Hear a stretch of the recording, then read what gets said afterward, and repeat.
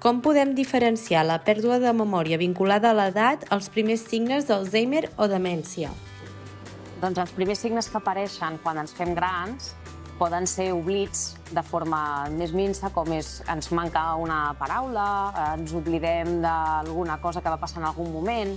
Si ens tirem cap als records passats, ens podem recordar una situació, un lloc on vam estar, amb qui vam estar, i pot ser que ens falli amb qui vam estar en algun moment.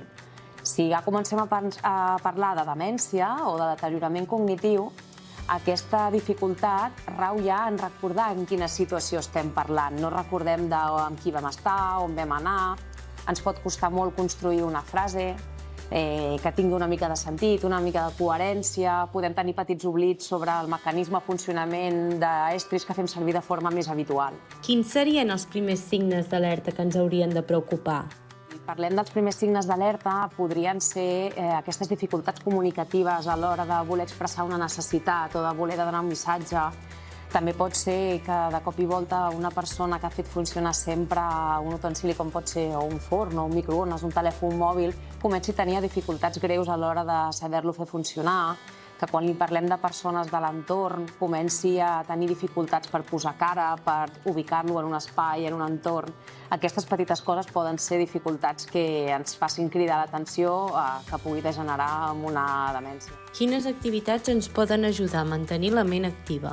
Les activitats que ens poden ajudar a tenir la ment activa són totes aquelles que ens comportin una estimulació cognitiva, ja sigui parlar de fets passats, ja sigui escoltar música de la nostra època, ja sigui llegir, que després ens preguntin què hem estat llegint, que ens ho facin explicar, jocs de taula com el dòmino o com les cartes, un parxís, totes aquelles activitats que ens facin mantenir una concentració en ella són activitats que ens poden ajudar. I quin és el paper de la socialització?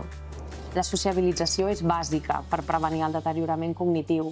Quan una persona s'envolta de gent, és una persona que està activa, que es fixa en els estímuls que produeixen els altres. Unes paraules, un intercanvi de frases, un poder jugar amb les altres persones, un tenir coses en comú.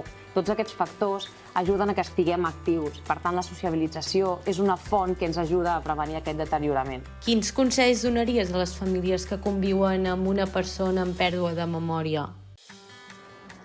Doncs els diria que ens enfrontem amb una malaltia molt greu, una malaltia que comporta una pèrdua d'identitat en la majoria de vegades i que és important veure fins on podem treballar-la. Les famílies ens exigim molt en moltes vegades i és important adonar-nos que no sempre podem arribar a complir aquests límits i que podem fer a casa moltes coses com les activitats d'estimulació cognitiva, però que arriba un moment de l'evolució de la malaltia que és necessari anar a buscar recursos a l'exterior.